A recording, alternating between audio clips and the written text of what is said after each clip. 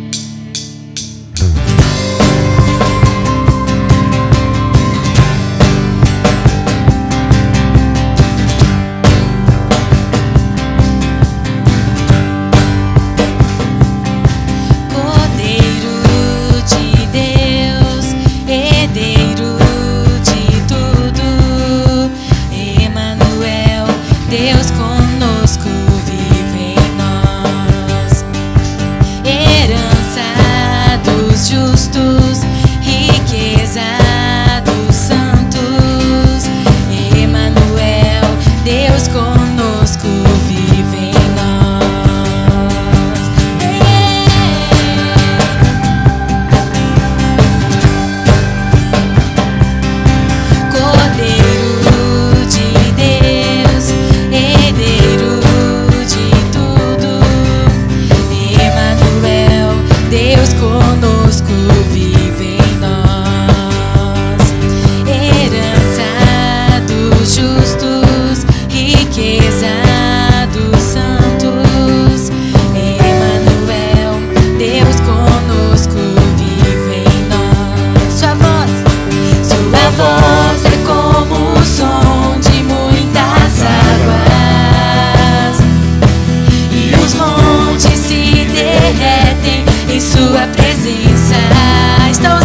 te adorar.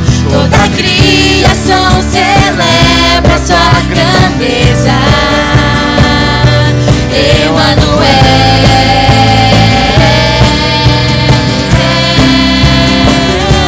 Ele é digno, Rei da paz. Ele é santo, grande, justo e fiel. Adoramos. Ora vem, Senhor, tu és santo, grande, justo e fiel.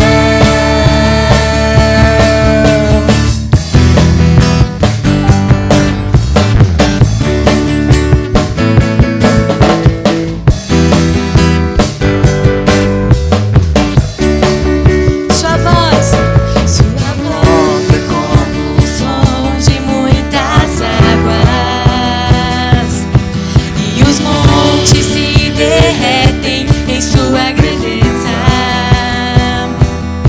Toda a criação celebra sua grandeza. Ele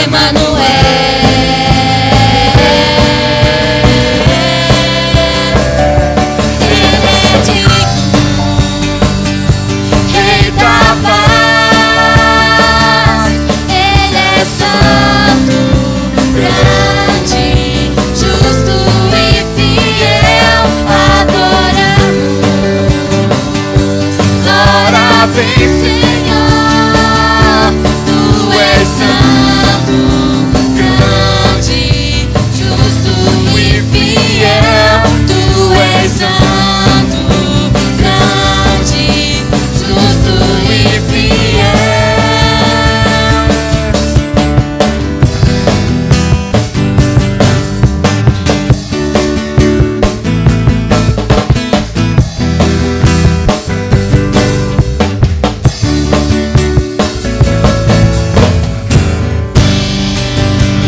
Aleluia, nós te adoramos, Senhor. Aleluia. Ele é digno, Rei da paz. Ele é santo, grande, justo e fiel. Adoramos. Ora vem, Senhor, tu és santo, grande, justo e fiel. Tu és santo, grande, justo e fiel. Tu és santo, grande, justo e fiel. Recebe a adoração, Senhor, nesta manhã. Adora o Senhor com as suas palavras. Senhor Jesus, é a Ti, Senhor, que nós adoramos aqui nesse lugar. Tu és o Rei desse lugar. Tu és o Senhor das nossas vidas. Oh, Senhor, nós somos o Seu povo e nada pode nos separar de Ti, Senhor. Aquele que vem a Ti, de modo nenhum, Senhor, lança fora. Tu és Emanuel, Tu és o Deus que está conosco nestes dias. Tu és o Senhor que disse que estaria conosco até o fim dos dias, Senhor. Nós não estaremos sozinhos, nem um dia sequer, até a Tua vinda, Senhor. Oh Deus, nos dias difíceis, nos dias melhores, todos os dias Tu és o mesmo. Tu és o nosso bom pastor, aquele que nos acompanha, que vai à nossa frente, que vai por trás de nós, que sustenta-nos pela nossa mão, que segura em nossas mãos, que nos carrega, que leva o Teu povo, que vai à frente com uma coluna, Senhor. Oh Deus, de nuvem, que vai por trás com uma coluna de fogo, que caminha com o Teu povo, que caminha entre o Seu povo. Tu és o Deus vivo, Senhor Jesus. Nós cremos no nosso Senhor, que o nosso Senhor é vivo, que Ele é Emanuel e Ele está conosco. Recebe, Senhor Jesus, a nossa adoração. Nós te adoramos, Senhor. Nós te adoramos, Senhor. Rei da paz, Tu és santo.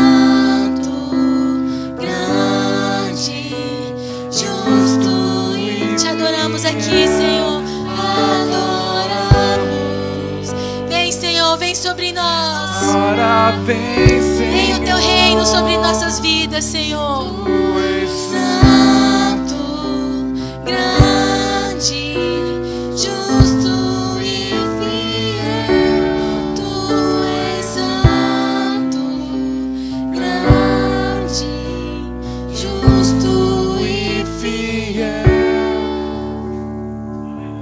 Louvado seja o Senhor Jesus. Nesse mesmo espírito, nós queremos nessa hora ofertar ao Senhor, oferecer ao Senhor o nosso dízimo, a nossa oferta, dizendo que nós nos rendemos ao Senhor. Rendemos também tudo que nós temos.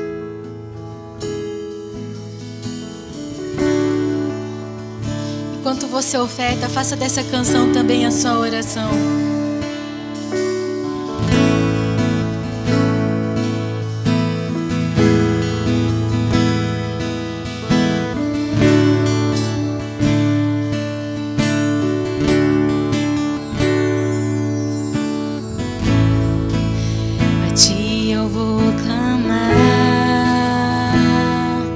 Pois tudo vem de ti e tudo está em ti. Por ti vou caminhar,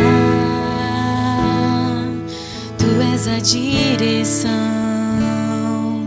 o sol a me guiar. Tudo pode passar,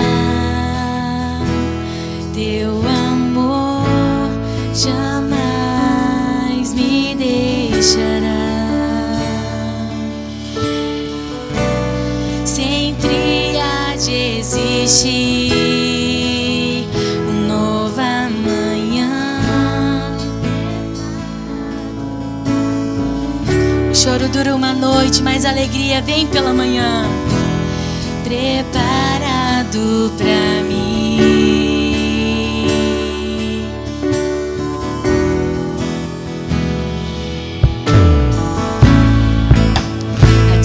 Eu vou clamar,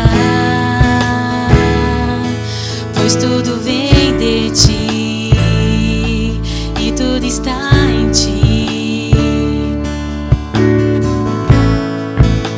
Por ti vou caminhar, tu és a direção, o sol a me guiar.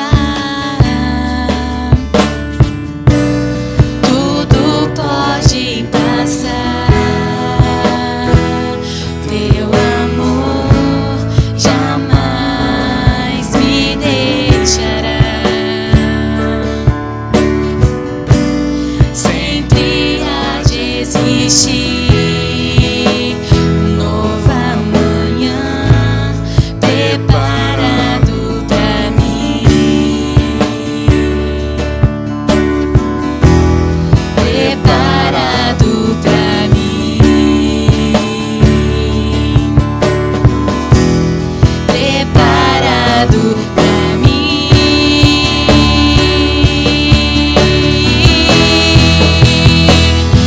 Eu me rendo aos teus pés, és tudo que eu preciso pra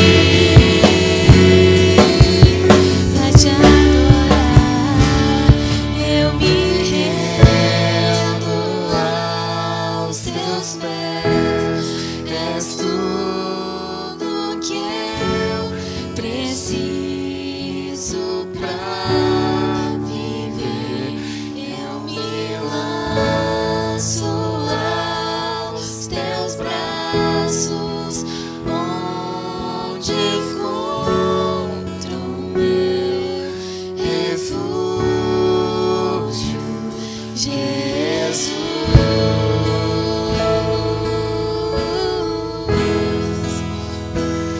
Eis-me aqui.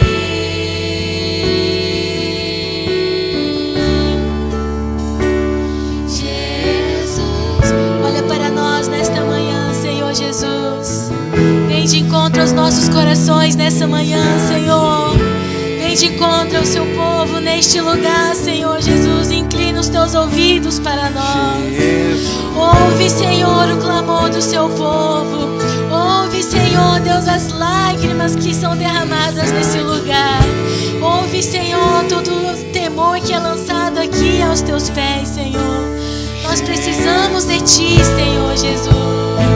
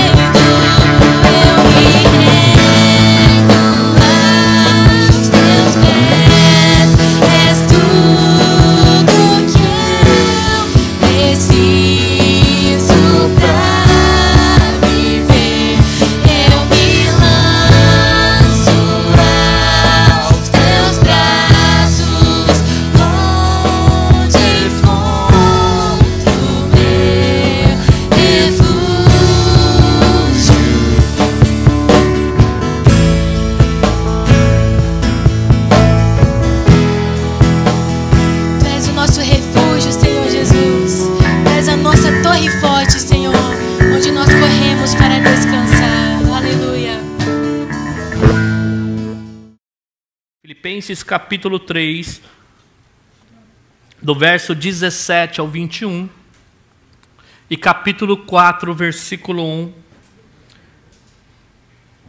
Esta é a perícope que nos toca nesta manhã. Versículo 17 diz assim: Irmãos, sede imitadores meus e observai os que andam segundo o modelo que tendes em nós. Pois muitos andam entre nós, dos quais repetidas vezes eu vos dizia, e agora vos digo até chorando, que são inimigos da cruz de Cristo.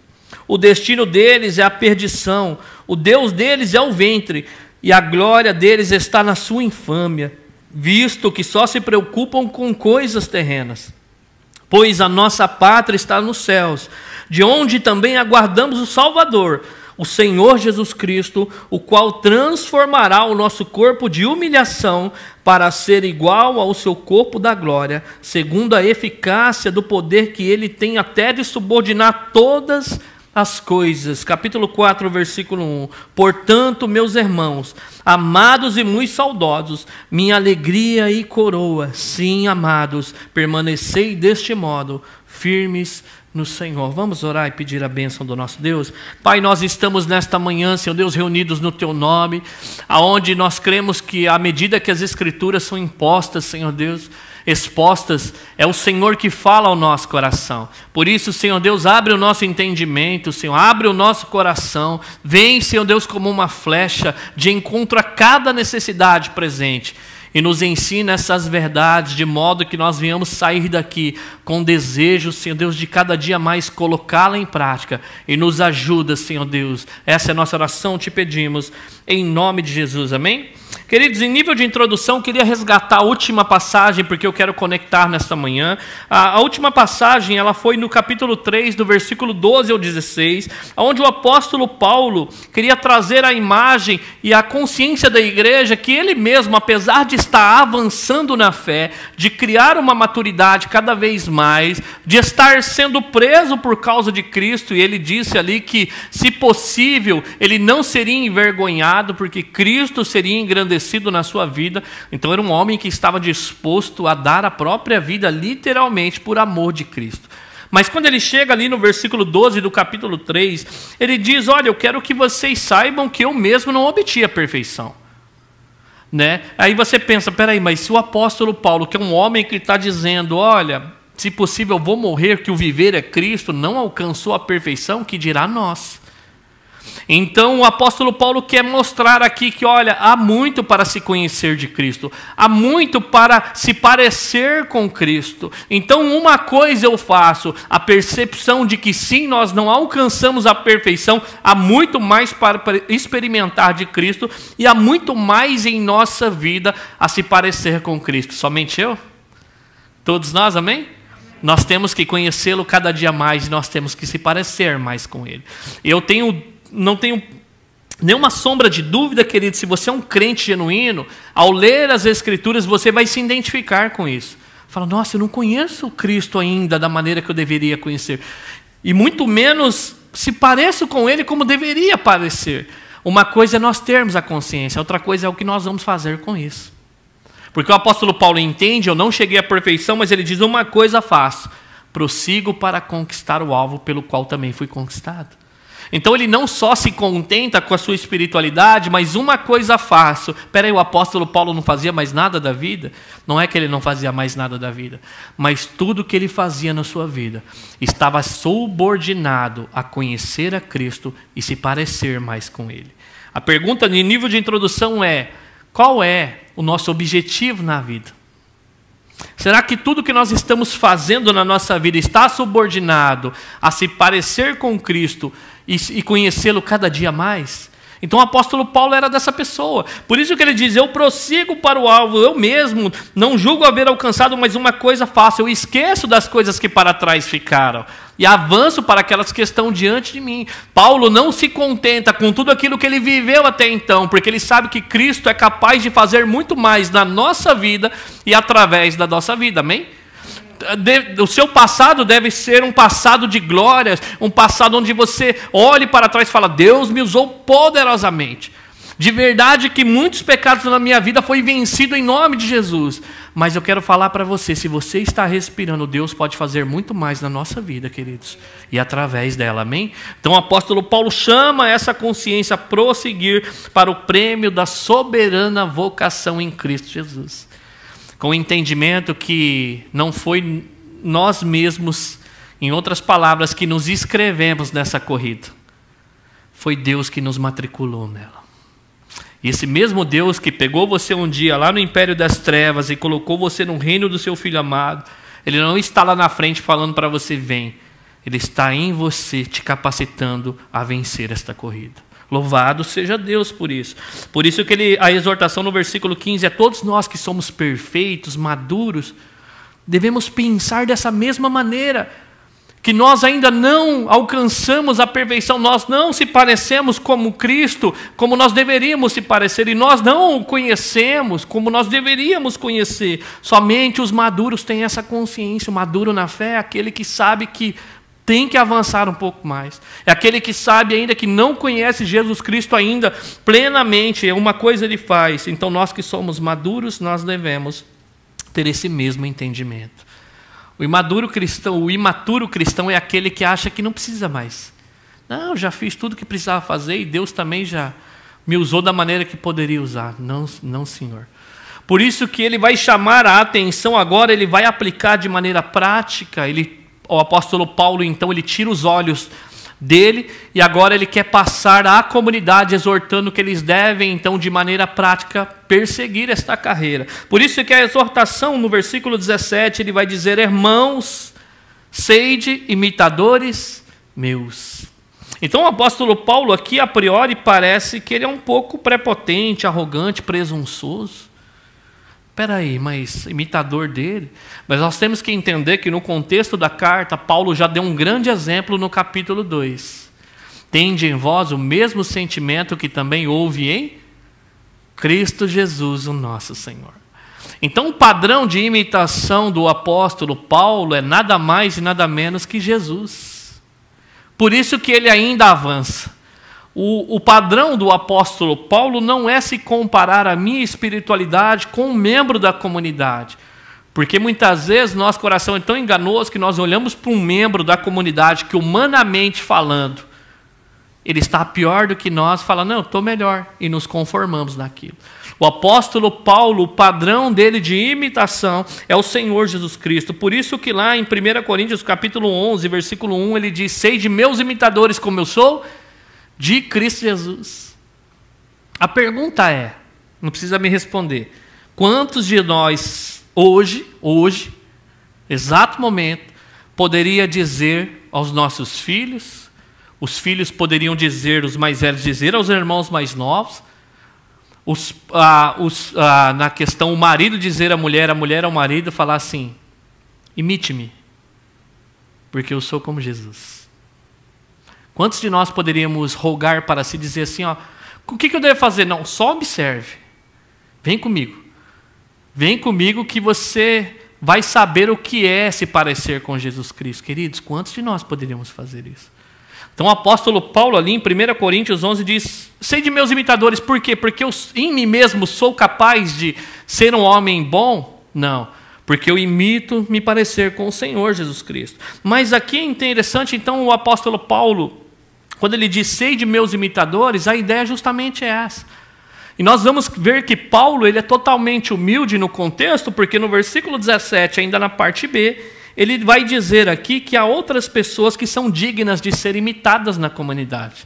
Então o apóstolo Paulo vai dizer assim na parte B do versículo 17, observai os que andam segundo o modelo que tendes em nós. Então plural aqui. Então havia pessoas, você vai entender aqui diante do contexto, que se diziam crentes, mas que viviam como se não fosse. Que poderiam assim ser um padrão para a comunidade. Porque muitas vezes nós damos desculpas quando nós somos disciplinados na comunidade para dizer assim, mas fulano está pior que eu. Por que não chama a atenção de fulano? Nós nos esquivamos. Mas aqui é interessante que o apóstolo Paulo está chamando e mostrando que ele é humilde, dizendo, sim, sei de meus imitadores, mas também vocês têm que observar os que andam segundo o modelo que há em nós. Então eu quero partir do entendimento que discipulado na igreja não é comunicar verbalmente somente. Precisa ter a renovação da mente, precisa ter a comunicação, assim é com a vida dos nossos filhos, nós precisamos comunicar verbalmente o que eles devem fazer ou deixar de fazer, o que está bom, o que está ruim, mas mais do que isso o apóstolo Paulo fala, observem. É como se ele tivesse assim, olhem para nós e veja de que maneira que nós estamos conduzindo a nossa vida. É dessa maneira que eu quero que vocês façam.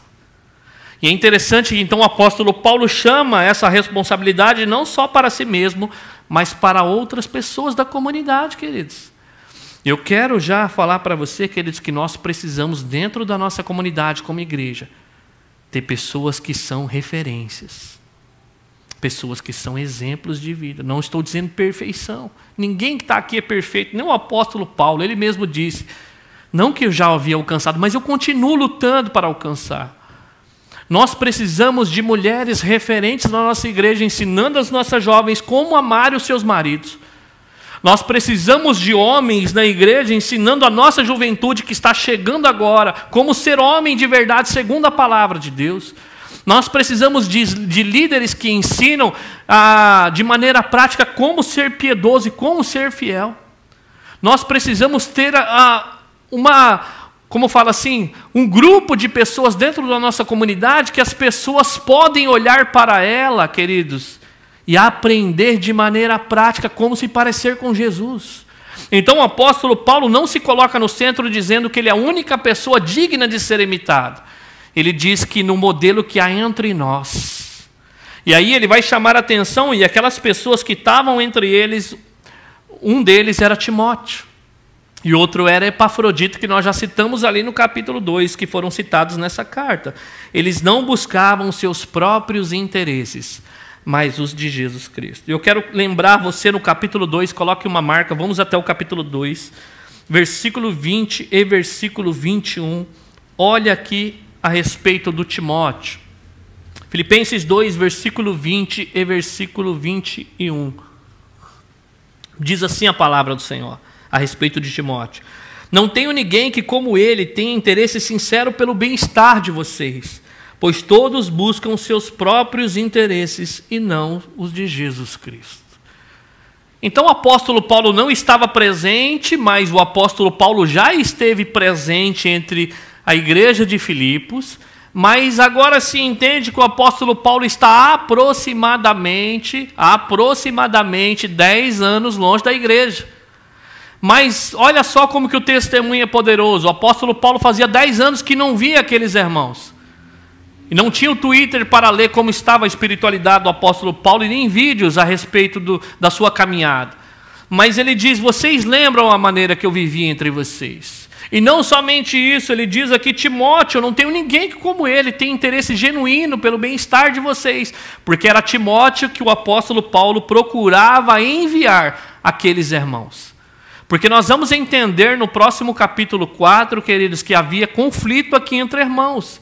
Que provavelmente, diante do contexto, os comentaristas acreditam que esse conflito era porque eles estavam procurando os seus próprios interesses e não o de Cristo Jesus. Por isso que o apóstolo Paulo ele vai fazendo uma construção dizendo, olha, eu tenho saudade de vocês, eu agradeço por tudo que vocês estão fazendo, mas o apóstolo Paulo, para arrumar o problema da igreja, não poderia mandar alguém que pensava em si mesmo. Como ele arrumaria o problema da igreja se havia aquele conflito de que cada um estava puxando a corda para o lado? Então fala, vou enviar alguém que eu não tenho ninguém como ele. Ele não procura o próprio interesse, mas ele procura os interesses de Cristo. Então ele quer mostrar aqui que há pessoas que são dignas de ser imitadas. E não somente ele. Vá um capítulo ainda para frente, no versículo 29 e versículo 30 desse mesmo capítulo, ele vai dizer de Epafrodito. Só estou relembrando você o que nós passamos. Ele vai dizer assim, versículo 29 do capítulo 2, e peço que vocês o recebam no Senhor com grande alegria, honre homens como este, porque ele quase morreu por amor à causa de Cristo, arriscando a vida para suprir a ajuda que vocês não me podiam dar.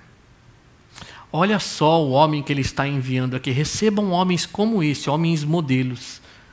Homens que arriscam a própria vida por amor a Cristo. Ah, mas ele não estava indo servir o apóstolo Paulo? Sim, porque diante do contexto da carta é quando você serve o próximo. A quem você serve? A Jesus. Então ele está dizendo, há um conflito, há duas pessoas da comunidade, elas estão procurando os próprios interesses, eu vou enviar Timóteo. Ele não procura o interesse dele mesmo, mas o de Cristo. E há Epafrodito que ele é capaz de quase morrer pela causa de Cristo. São esse tipo de exemplo aqui que eu estou enviando para você. E olha as credenciais aqui de Epafrodito no versículo 25 desse mesmo capítulo. Ele vai dizer assim, o apóstolo Paulo, meu irmão, cooperador e companheiro de lutas. A igreja precisa de modelos assim, queridos.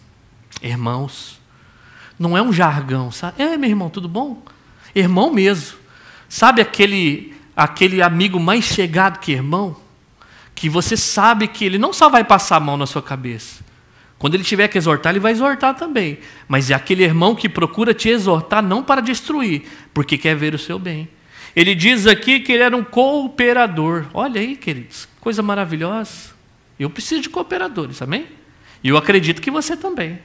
Você não pode conduzir todas as coisas da sua vida sozinho. Você precisa de pessoas que te auxiliem de maneira tanto prática quanto espiritual.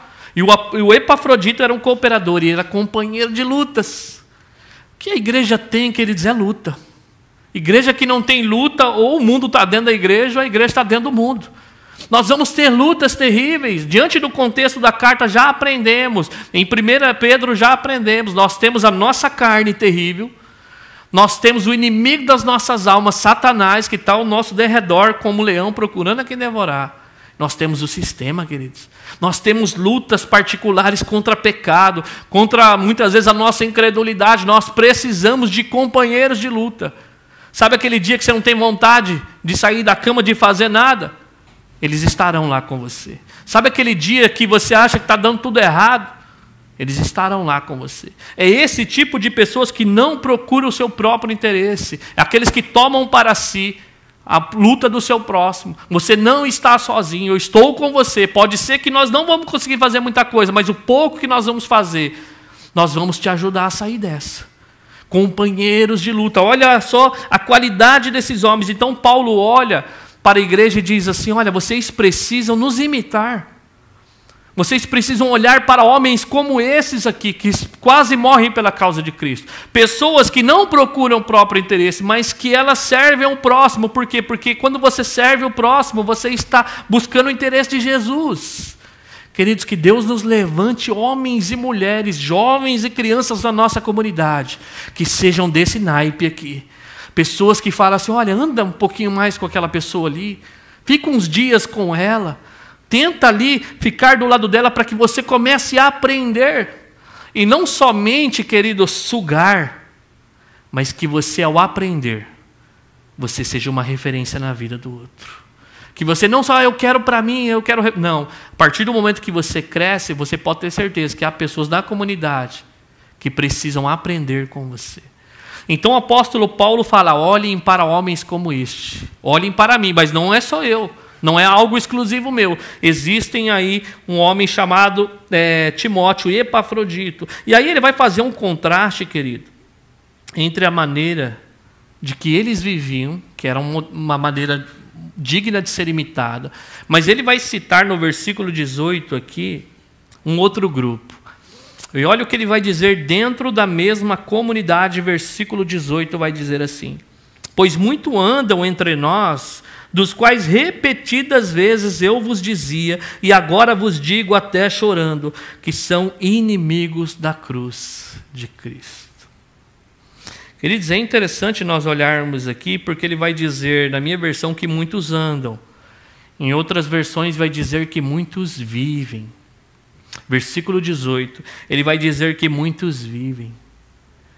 E aí nós vamos ter que entender aqui, queridos, de quem que ele está falando aqui. Quem são esses inimigos da cruz? Aqui não são judaizantes. Judaizantes nós tratamos na passagem anterior, aonde ele dizia que havia um grupo lá dentro que falou, olha, em outras palavras, Jesus é bom, creia nele para ser salvo, mas precisa ainda circuncidar. É aqueles que queriam manter a lei cerimonial de pé. E o apóstolo Paulo fala, não. Se vocês querem viver dessa maneira, vocês já caíram da graça.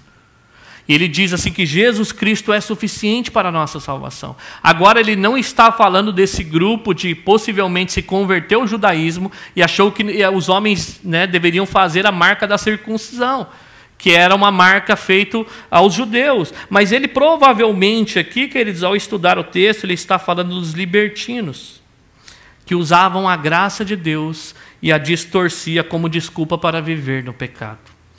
Os libertinos era que pegava a graça de Deus e o entendimento de que a salvação, já que não é pelas obras, é pela fé, e eu não posso fazer nada para merecê-lo, então vamos viver de qualquer maneira.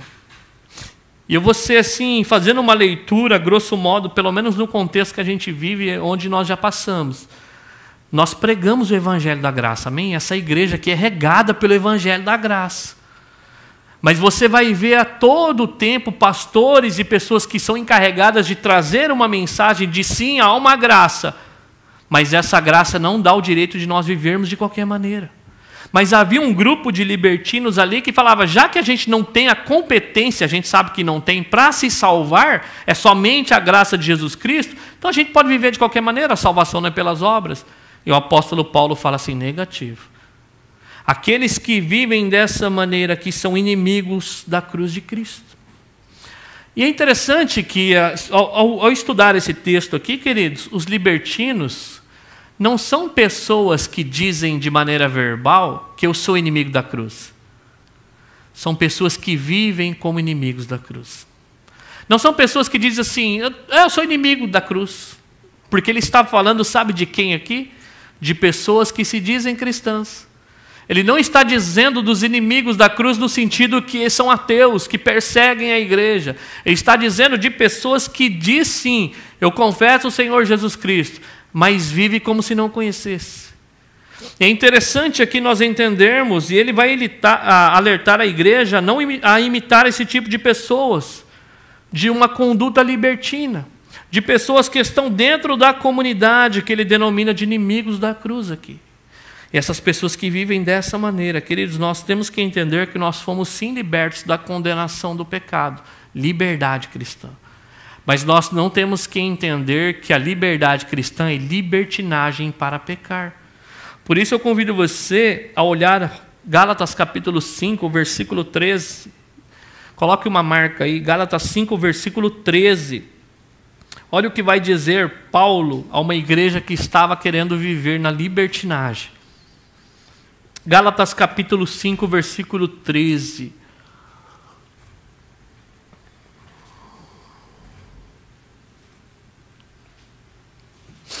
Olha o que ele vai dizer lá. Gálatas 5,13. Irmãos, vocês foram chamados para a liberdade, mas não usem da liberdade para dar ocasião à vontade da carne. Ao contrário, sirvam uns aos outros mediante o amor.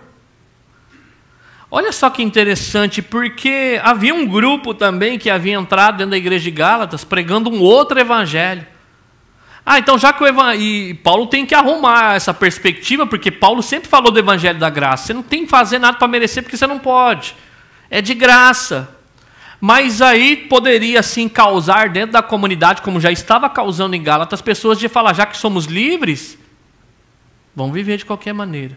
Ele fala assim, ele te chamou para a liberdade. Mas essa liberdade que ele te chamou é tirando você da escravidão do pecado. E te fazendo livre para que você vivesse para adorar a Deus. Mas aí ele fala assim, não usem a liberdade para dar ocasião à vontade à carne. É como licenciosidade para pecar.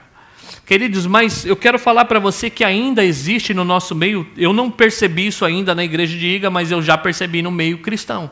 De quando você fala que o evangelho, a salvação é pela graça, de pessoas que falam assim, peraí, mas se você falar isso, a pessoa vai querer viver no pecado. Não, você tem que falar que a pessoa tem que merecer a salvação e lutar pela salvação, que ela vai dar mais valor a isso tudo. Não, Senhor.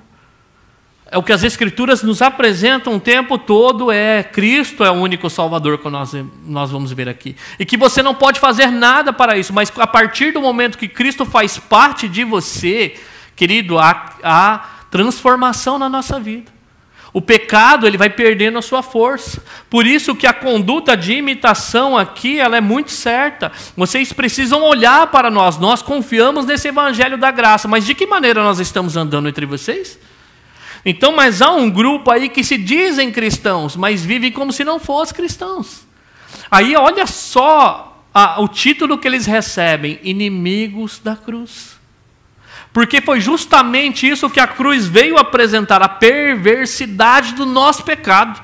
E quando nós dizemos, eu recebi o Senhor Jesus Cristo, mas vivemos no pecado de maneira deliberadamente assim, sem se importar com nada, ele diz, vocês são inimigos daquilo que a cruz veio trazer, que é a salvação. Veio mostrar a gravidade do pecado, que Deus, ele se indigna com essa injustiça. Como que vocês vão viver dessa maneira? Não. Vocês são inimigos da cruz de Cristo.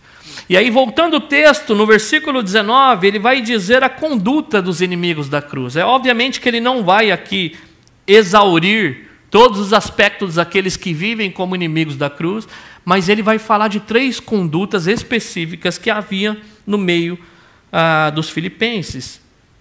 Olha só a conduta, 3 condutas reprováveis que ele vai dizer aqui. Versículo 19, na parte B. O Deus deles é o ventre, e a glória deles está na infâmia, visto que só se preocupam com as coisas terrenas. Olha só a conduta dos inimigos da cruz. O seu Deus é o estômago, e eles têm orgulho do que é vergonhoso. E só pensam nas coisas terrenas. Queridos, quando ele diz ali que o Deus dele é o ventre, ou naquela versão que é o estômago, aqui ele pode estar se referindo tanto à glutonaria, quando você viver para comer e não comer para viver, quando você dedica a sua vida só a querer comer, ter prazer nessas coisas, mas parece que por trás é uma palavra mais forte aqui. Ele está falando sobre apetites sexuais. Uma cultura em Filipos que era regada de libertinagem, de pessoas que provavelmente se converteram, que vieram de uma vida regrada de imoralidade, mas agora eles se encontram com o Deus da graça, onde eles precisam mostrar evidências que Deus está agindo na vida deles.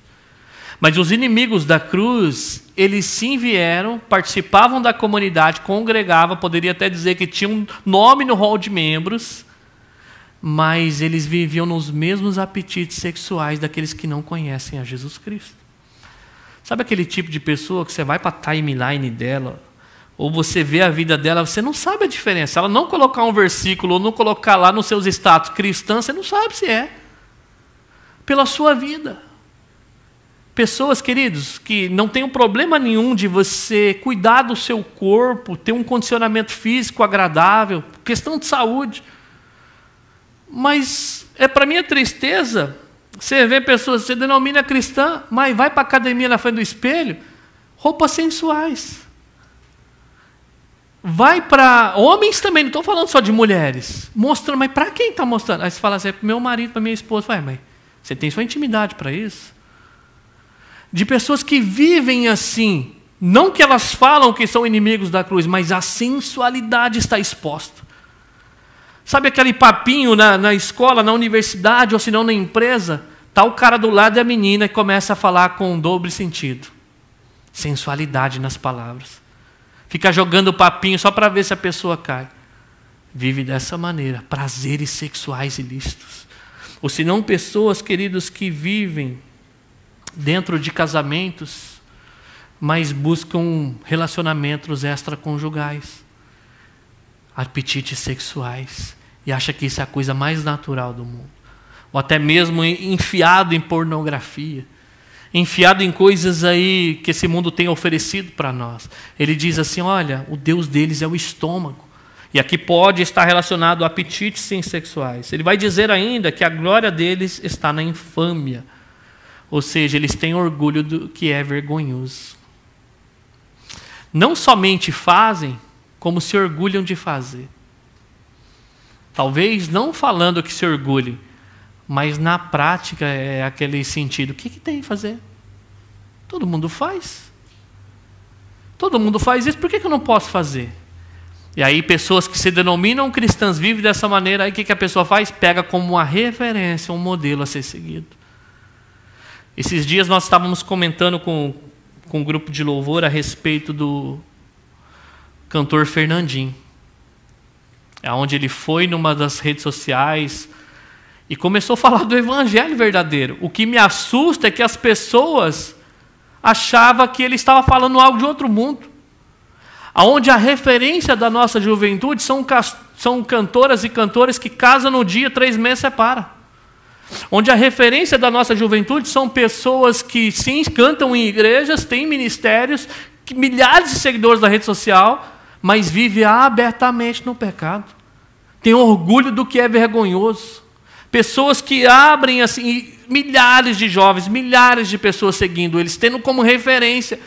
E aí quando você prega o evangelho genuíno, confrontando essas pessoas, mostrando um modelo digno de ser seguido, nós somos taxados de radicais, de pessoas que não entenderam as Escrituras, de pessoas que estão sendo duras demais. Espera aí, mas vocês não estão lendo o Evangelho?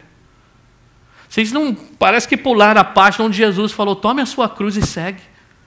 Aonde você quer ser o meu discípulo, você tem que negar a si mesmo. Aonde ele diz que a porta é estreita muitas vezes, mas o povo, queridos, tem buscado seguir aqueles que eles querem de fato. Por isso que nós vemos aí tantas referências para a tristeza do nosso coração de pessoas que têm orgulho do que é vergonhoso. E olha só o que a palavra de Deus vai dizer em 1 João, capítulo 3, do versículo 2 ao versículo 6.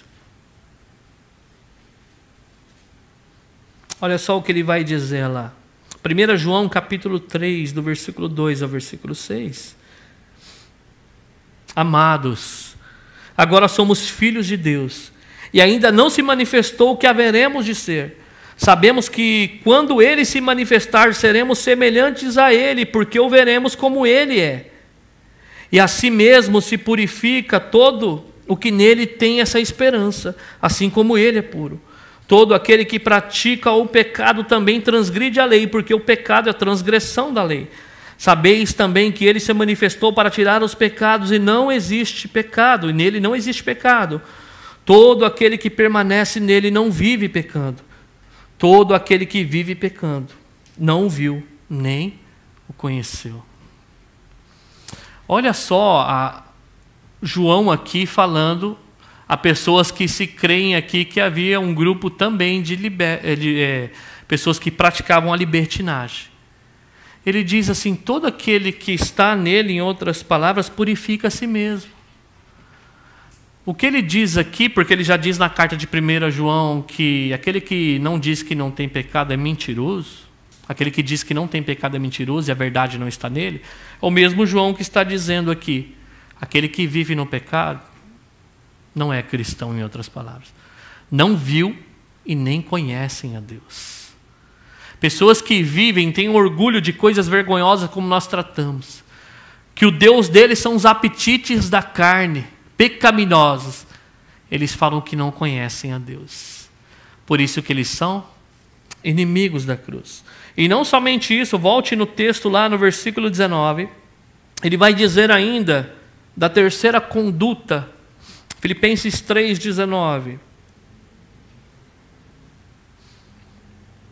Vai dizer que só se preocupam com as coisas terrenas, ou só pensam nas coisas terrenas, do aqui e agora. Então nós vamos ver que são pessoas que somente pensam nas coisas desse mundo e as coisas que pertencem a este mundo. Eles querem a salvação, eles querem não a condenação, mas eles vivem com o seu cronograma, com a sua lista de prioridades, voltada somente para o aqui e agora. E não tem pecado, porque nós fomos chamados para viver neste mundo, mas a ideia é viver neste mundo como se não fosse dele. Pessoas que elas se preocupam com tudo nessa vida, menos com a vida espiritual. Ela se preocupa onde ela vai morar, onde os filhos vão estudar, onde ela vai trabalhar, onde ela vai ter aposentadoria. A pergunta é: e a sua vida com Deus? Ela está integrada à sua vida aqui. Nós já escutamos de pessoas que estavam preocupadas: nossa, filho pequeno, onde que ele vai estudar no futuro? Eu já tenho que fazer isso, fazer aquilo, fazer aquilo. E um dos nossos pastores perguntou assim: ok, muito lindo o que você falou, planejou tudo para o seu filho. Falou assim: mas e a vida com Deus? Onde que está aí no script? Porque falou que ela tinha que lutar e fazer isso, porque meu filho não vai ser assim, porque eu sofri isso, ele não vai sofrer. Lindo tudo isso. Depois que terminou tudo isso, o pastor pergunta para ela: peraí, mas não tem nem, Deus não entrou nessa conversa aí? Pensam nas coisas aqui agora. Não se importa se ela vai mudar de cidade, para onde que ela vai, que trabalho que ela vai arrumar, se isso vai prejudicar a espiritualidade dela. Ela está preocupada com as coisas daqui. Por isso, queridos, que essas pessoas que são inimigos da cruz, elas vivem dessa maneira. Elas vivem focadas no aqui e agora. A pessoa que quer buscar a Deus acima de todas as coisas, queridos, ela vai dar um jeito. Eu falo para o nosso cuidado no Japão, porque nós sabemos que às vezes é 4x2 que você tem que trabalhar. Às vezes é nicotai, às vezes entra uma crise, você tem que entrar o trabalho que der. Mas a questão é, durante esse tempo, essa semana, você vai reservar esse tempo de cultuar a Deus? Você vai ter tempo onde você vai buscar a face do Senhor? Nós ouvimos casos e casos e nós estamos cansados disso, talvez vocês também. Precisa arrumar um emprego, arruma um emprego. Domingo eu não vou poder ir, mas vai na quarta-feira, parece? Não. E na sexta-feira também não. Mas está fazendo discipulado? Tá, também não está. Pensam só nas coisas daqui. A questão, não estou falando que você pode sim, por uma necessidade, procurar um ambiente desse, mas aonde você está nutrindo a sua espiritualidade com Deus? Quais são os modelos que você está seguindo?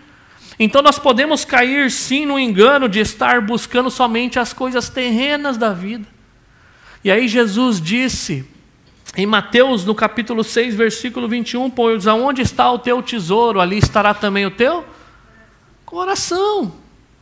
Coração é o que domina as suas vontades, os seus desejos, os seus anseios, as suas prioridades. E aí, aonde está o meu coração, pastor? Aonde você está investindo a sua vida, em outras palavras. Aonde você está investindo a sua vida? Nas coisas do reino, é lá que está o teu coração. Aonde você está investindo a tua vida? É somente aos prazeres dessa vida? É pecado? É o orgulho das coisas vergonhosas? É somente no aqui e agora? Queridos, isso é viver como inimigos da cruz de Cristo. Por isso que a exortação no versículo 19, na parte A, ele vai dizer qual é o destino dessas pessoas que vivem assim. Versículo 19, o destino deles é a perdição. Por quê? Porque eles vivem o aqui e agora não pensando com a sua vida futura. E qual vai ser o destino dessas pessoas aqui?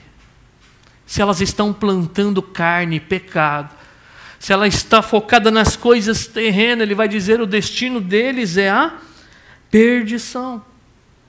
E perdição aqui não é aniquilação. Ah, vai deixar de existir depois que morre? Não. É punição eterna do juízo de Deus.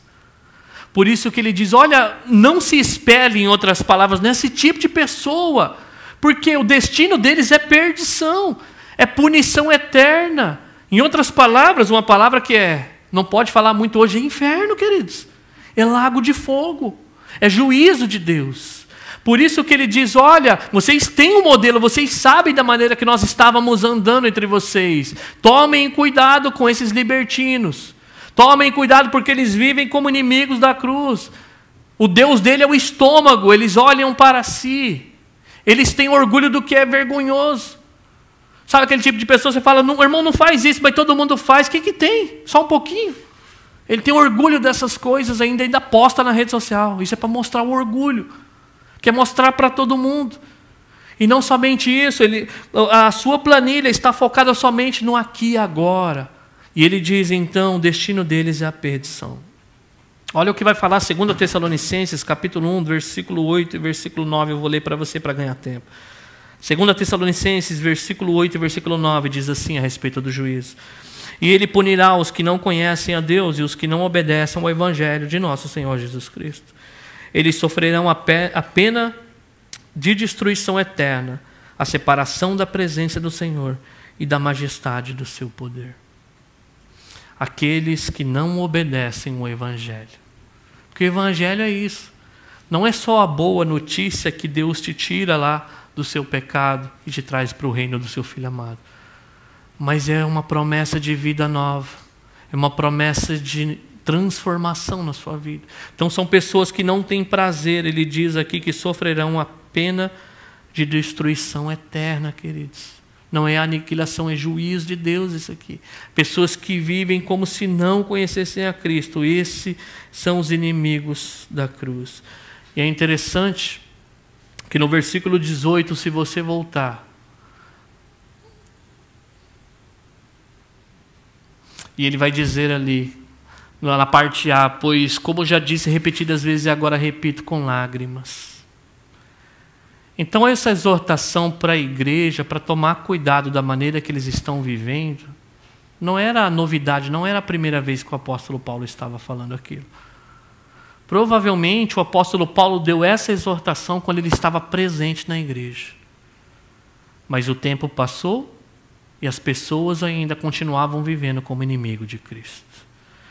E qual é o sentimento de Paulo ali? Não é assim, bem feito. Deixa ele, o inferno está chegando. O apóstolo Paulo fala que ele exorta com lágrimas. Porque, queridos, aonde eu e você vai passar a eternidade não é brincadeira. Isso tem a ver da maneira que você está vivendo hoje. Com quem você está crendo hoje? Quais são as suas prioridades hoje? Quem é o seu Deus para quem você vive? Quando o apóstolo Paulo olha para os inimigos da cruz, ele diz com lágrima. Por quê? Porque ele sabe que o destino dessas pessoas que vivem assim é punição eterna. O apóstolo Paulo, por isso que o desejo dele, quando você vai ler lá Gálatas, ele diz que ele sofre dores de parto para ver Cristo sendo formado na igreja.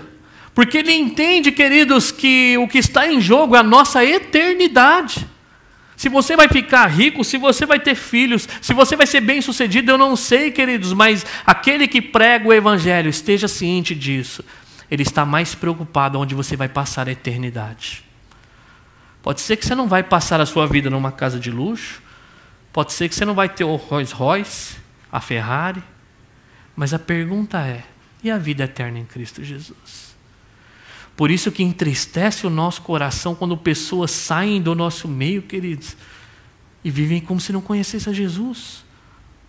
É tristeza para o nosso coração, porque você sabe que se ela partir dessa vida sem arrepender, queridos, nós sabemos o destino delas. Por isso que uma implicação deve mover o nosso coração a anunciar essa verdade. O Senhor deve colocar lágrimas nos nossos olhos para pessoas que estão vivendo assim, para incomode o nosso coração, para chacoalhar aquelas pessoas que estão no nosso meio vivendo como inimigo da cruz. Fala, abre o olho, o que você está fazendo? E se a pessoa tem orgulho dessas coisas, nós temos que rogar ao Pai para que converta o coração delas, querido. Porque o destino delas é perdição. Por isso que o apóstolo Paulo fala até chorando. Mas e aqueles que estão em Cristo Jesus? Versículo 20. Mas aqueles que estão em Cristo Jesus, um contraste agora com os inimigos da cruz. O apóstolo Paulo queria crer que essas pessoas eram cidadãos dos céus. É por isso que ele vai dizer, pois a nossa pátria está nos céus, ou a nossa cidadania, porém, está nos céus. Ele quer crer que aquelas pessoas que estão ouvindo ele vão continuar vivendo como se fossem cidadãos dos céus de fato. E aí ele vai trazer de novo aqui a consciência da cidadania. Nós temos tratado no nível de introdução, quando começamos essa carta, que Filipos era uma extensão de Roma. Era como se fosse uma mini Roma. Os mesmos privilégios que tinham Roma, Filipos também tinha. Era uma cidade totalmente segura, militarmente falando. Era uma cidade próspera, Filipos. As coisas que funcionavam bem no Império Romano funcionavam bem em Filipos. As pessoas tinham orgulho de ser cidadãos de Filipos. E eles viviam conforme eram daquela cidadania. Aí o apóstolo Paulo chama a atenção para dizer, olha, prestem atenção. Vocês podem viver sim em Filipos, mas a cidadania de vocês não estão aí. Você pode viver em Iga, eu em Suzuka, as pessoas em Nabari, nas cidades vizinhas. Eu quero dizer para você, se essa única cidadania que você tem motivo de sobra para se preocupar nesta manhã. A pergunta é, nós somos cidadãos dos céus? Porque eu vou falar para você, você pode estar em Copacabana, você pode estar em Dubai, em Doha, Ilhas Maldivas, e não ter a sua cidadania nos céus. Vou falar para você que é o lugar mais miserável que você poderia estar sem Cristo Jesus. Mas ele diz que para nós, que a nossa cidadania está nos céus. Então, já que a nossa cidadania está lá, nós devemos viver de acordo com a nossa cidadania. Com os nossos costumes, com a cultura do reino de Deus. Muitas pessoas vêm para cá e trazem os seus sotaques.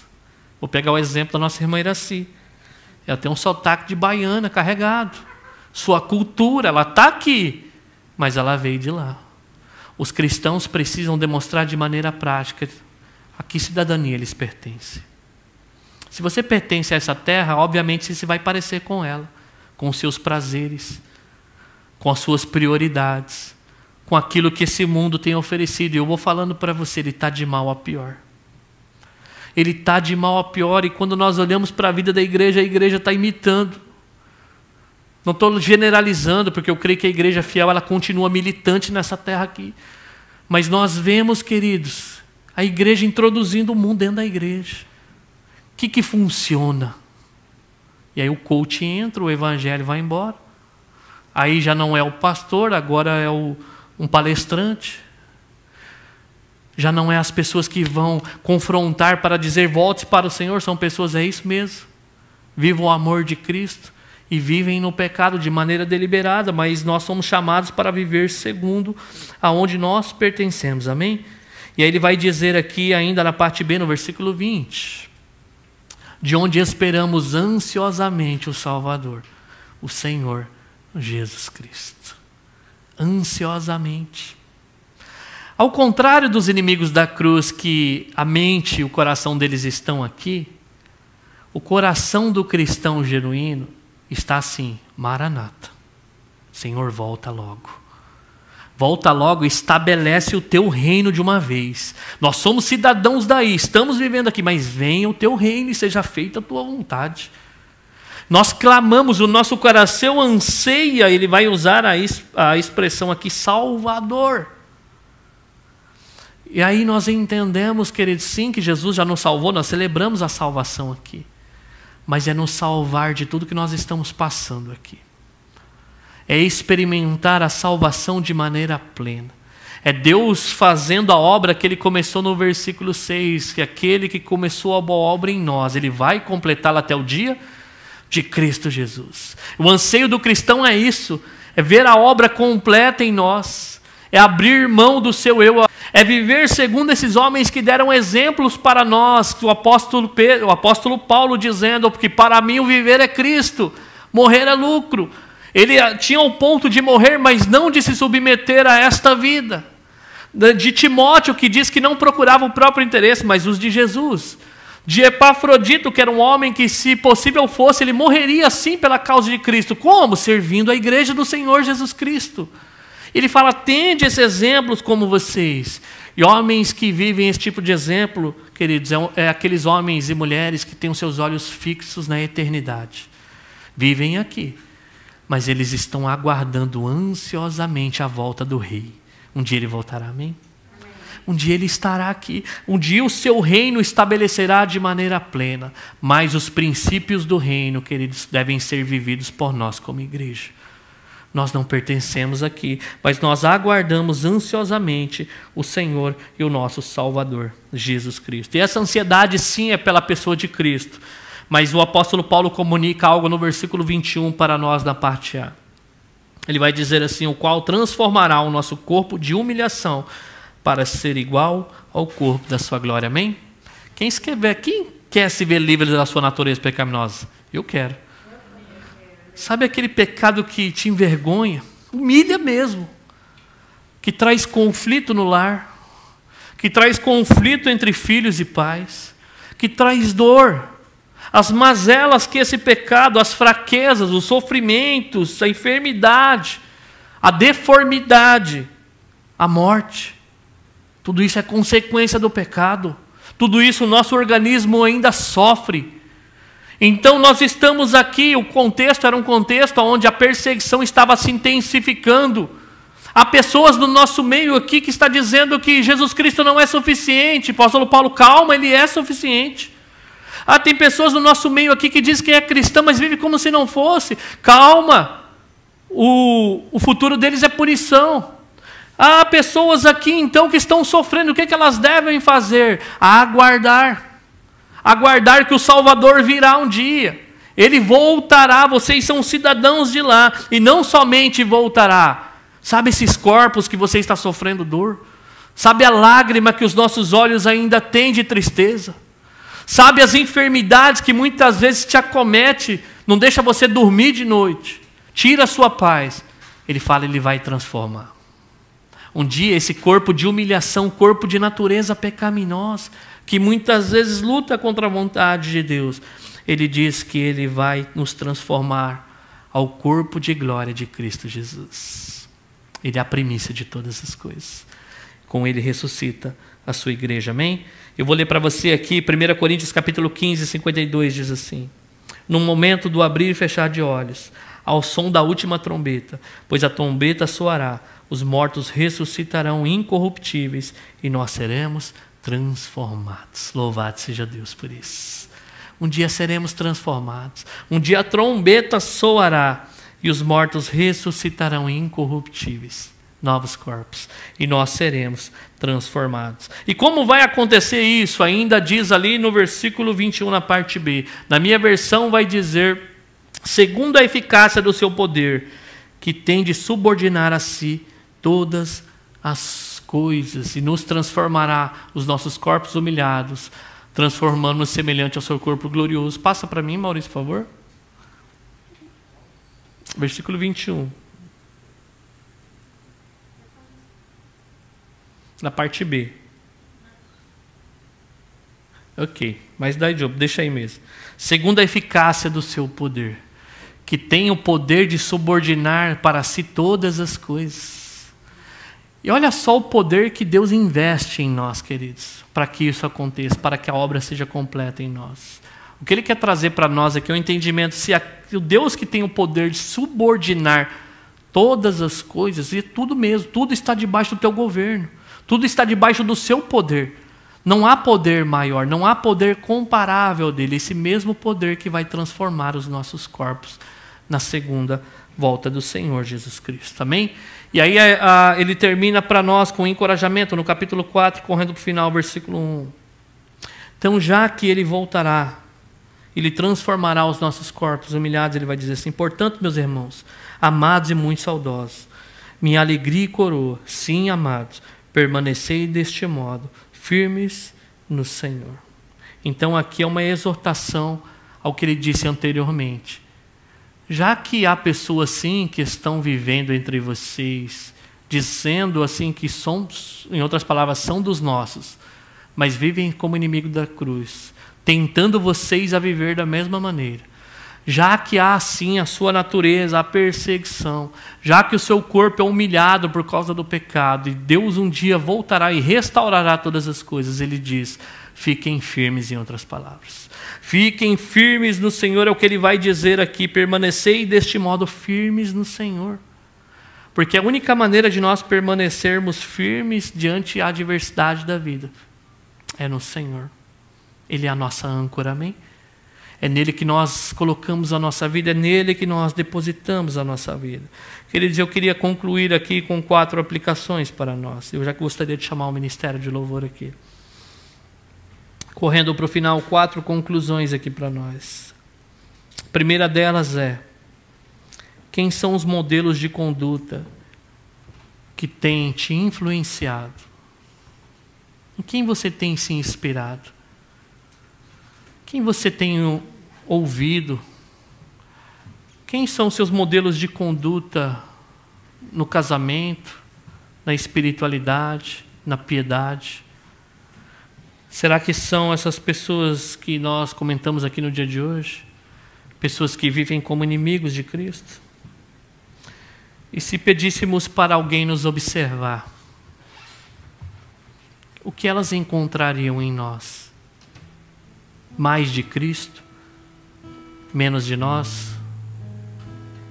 Ou menos de Cristo e mais de nós mesmos? Paulo pediu para que aqueles homens observassem a ele e as pessoas que andavam segundo ele.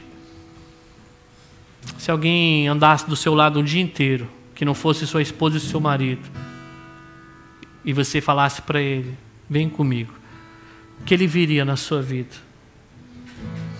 Estar no meio, queridos, a segunda aplicação, no meio evangélico, não é necessariamente estar em Cristo.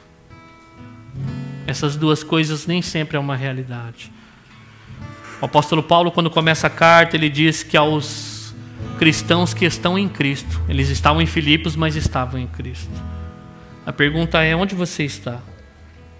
Havia pessoas que estavam no meio da comunidade, denominados como inimigos da cruz, que estavam no centro da igreja, mas não estavam em Cristo Jesus. Porque aqueles que estão em Jesus precisam ser transformados. Terceira aplicação é: se você é um cristão, então você deve viver de acordo com a cidadania que você pertence. A nossa pátria está nos céus, amém? Você deve viver os princípios do reino da palavra de Deus. E a quarta aplicação é que Deus transformará o nosso corpo de humilhação para ser igual do seu corpo de glória. Você pode estar padecendo as dores desse mundo, as aflições.